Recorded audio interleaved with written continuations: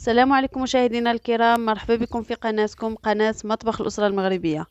هذا الفيديو إن شاء الله غيكون مختلف تماما عن الفيديوهات السابقة. فكيف ما كتلاحظوا غيكون عبارة عن مقتطفات من الطبيعة وكيفية طهي الخبز في الفران ديال العواد. فتابعوا معنا الفيديو إن شاء الله حتى الأخير، نتمنى أنه ينال الإعجاب ديالكم. كما كتلاحظوا تبارك الله الطبيعة رائعة، الجو زوين. صراحة النفس كترتاح والقلب يطمئن.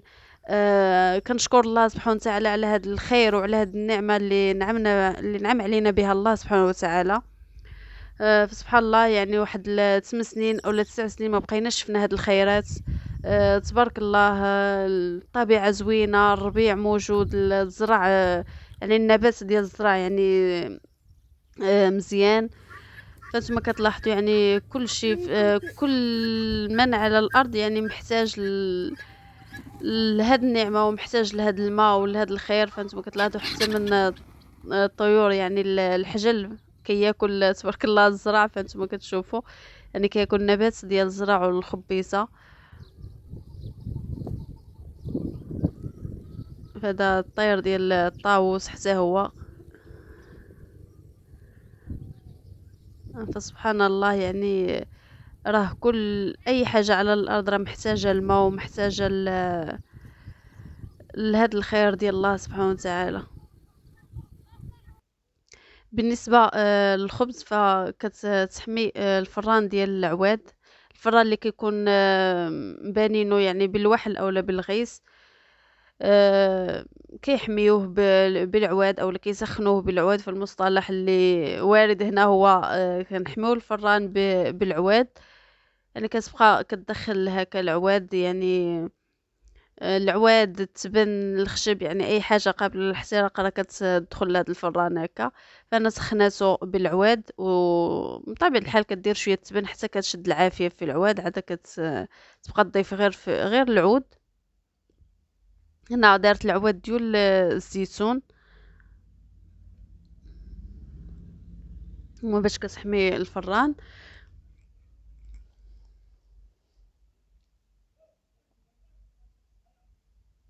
ملي كتبقى تضيف في العواد حتى كيحمى الفران مزيان بهذا الشكل.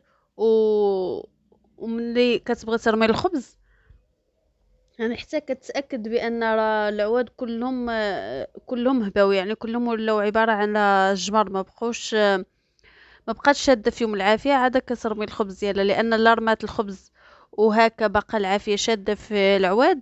العواد كيعطيو الدخان من بعد ما كتسد الفران. العواد كيعطيو الدخان والخبز كيجي فيه المذاق ديال الدخان. فكتأكد ان العواد كلهم شعلات فيهم العافية، يعني كتبقى تحرك هكا حتى العواد كلهم كيكونوا يوليو عبارة على جمر. عاد كترمي الخبز ديالها.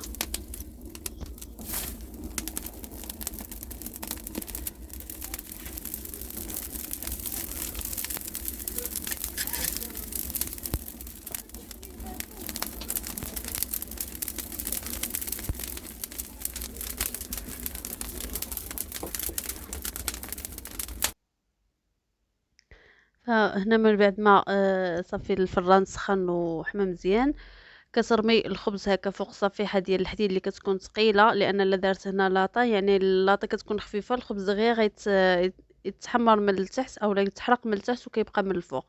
فكترمي هكا في صفيحه حديديه اللي كتكون ثقيله وكتسد عليه هكا بشي منديل اولا شي مانطه اللي كتكون قديمه، يعني كتفزقها وكتسد الفران مزيان باش ما يخرجش داك السخونيه ديالو. كتخلي واحد 3 ساعة تقريبا، عاد تحل وتشوف الخبز ديالها. فانتما كتلاحظوا هاد الفليسات حتى هما صغار. سبحان الله، يعني عجبوني. قلت علاش لا من نصورهمش ليكم. فهذا هو الخبز ديالنا من بعد ما حلات الفران، يعني كيكون على هذا الشكل تحمر من الفوق. فغادا غادا تبقى هكا تدور فيه من الجوانب حتى كيتحمر من الجناب ديالو. عاد غتوقفوا على عاد توقفوا باش يتحمر من الاسفل. يعني هو ديجا كيكون محمر شويه من الاسفل، غير ملي كتوقفوا كيزيد كيتحمر مقاد، يعني كله كيجي مقاد. كتبقى هكا كتدور الجوانب كلهم باش كيتحمروا.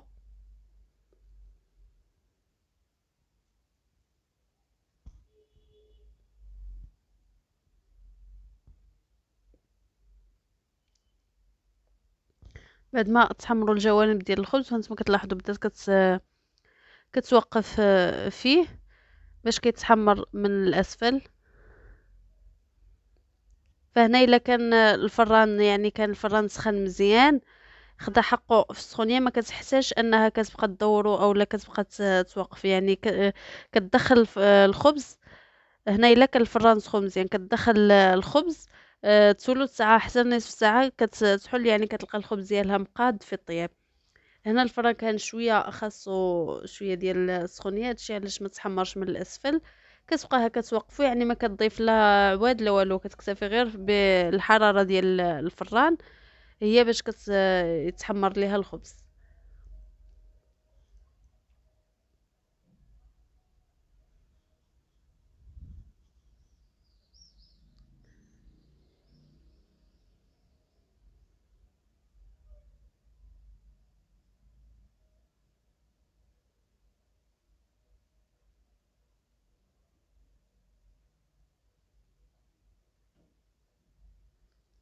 ثم كتلاحظوا يعني الخبز من بعد ما تحمر كيكون على هذا الشكل. هنا راه مقرصه بالبلبوله ديال الشعير. الخبز ديالنا كيكون هو هذا يعني محمر من الجوانب من الاسفل من الفوق يعني تبارك الله كيجي خبز رائع زوين بزاف. تشهى ان الواحد يتشهى انه ياكلو هكاك. صراحه الخبز لي زوين بزاف وصحي. فانتما كتلاحظوا يعني الجو كيفاش داير في الطبيعة يعني جو رائع. هاد البلاصة يعني شو سبحان الله يعني كلها مقادة يعني فيها هاد النبتة كتسمى الكلكاز يعني كلها يعني كأنها شي زربية هكا مسرحة سبحان الله.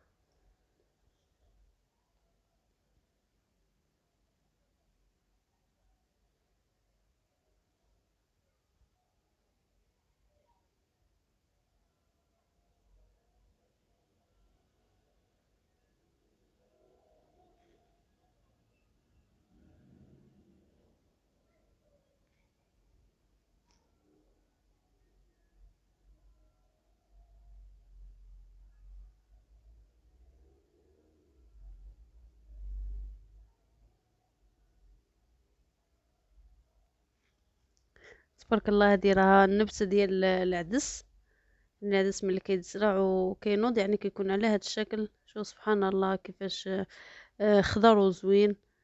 نتمنى الله سبحانه وتعالى الله يكمل بخير يا ربي هاد العام يعني يبقى الله سبحانه وتعالى يعني تستمر هاد الشي هكا حتى للصيف ان شاء الله. يعني الفلاحة تكون زوينة والعام يكون زين ان شاء الله.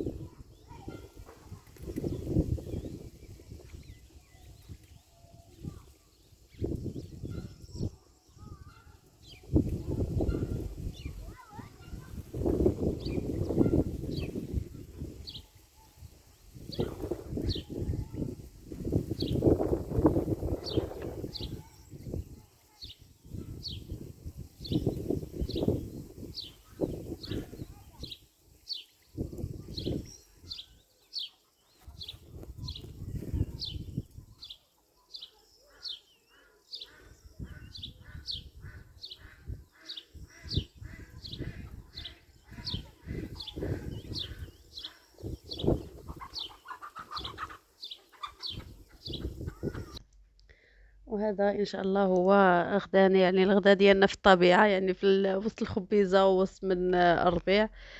شكرا على المتابعة. نتمنى هذا الفيديو انه ينال الاعجاب ديالكم. بالنسبة للناس مساكن اللي ما استطاعوش انهم يخرجوا للطبيعة فقررت انني نشاركها معكم. شكرا. نتمنى